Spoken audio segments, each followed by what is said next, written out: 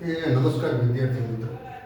હવે અહીંયા એક પ્રશ્ન છે કે 15 tan square theta plus 4 sec square theta is equal to 23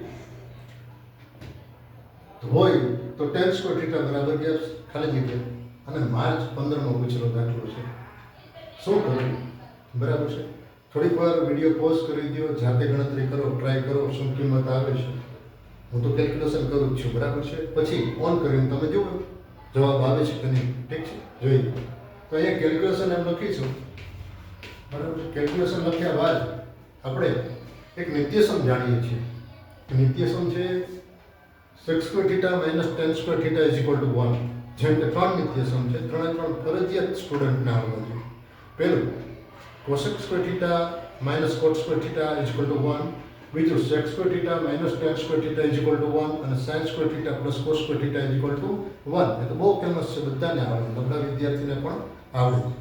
તો અહીંયા આપણે અહીં જોઈએ તો સેમ ટુ સેમ બરાબર છે.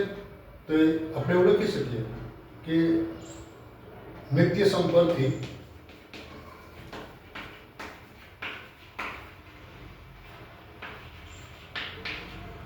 નિત્યસમ શું છે તો કે sec square theta minus tan square theta is equal to 1.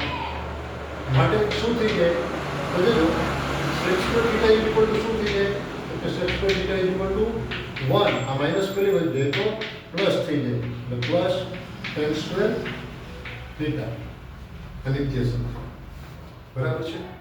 હવે આ જે છે વેલ્યુ એ sec square theta ના બદલે મૂકવાની છે. બરાબર છે. અને સમી એક થઈ ગયું. હવે આપણી પાસે પ્રશ્ન છે. બરાબર છે. પ્રશ્ન પરથી શું આપણે લખી શકીએ કે 15 tan square theta plus 4 હવે 1 plus tan square theta is equal to 23. જો sec square theta ના બદલે શું આવી ગયું 1 plus tan square theta. માટે જોજો શું થાય ધ્યાન રાખવાનું છે. કારણ કે જે 15 tan square theta એમ નામ જ છે પ્લસ 4 અંદર ગુણી નાખો એટલે 4 4 એકા 4 પ્લસ 4 tan square theta થઈ જાય is equal to 23. હવે જો શું થાય તો કે 15 ને 4 19 એટલે 15 plus 4 યાની 19 tan square theta.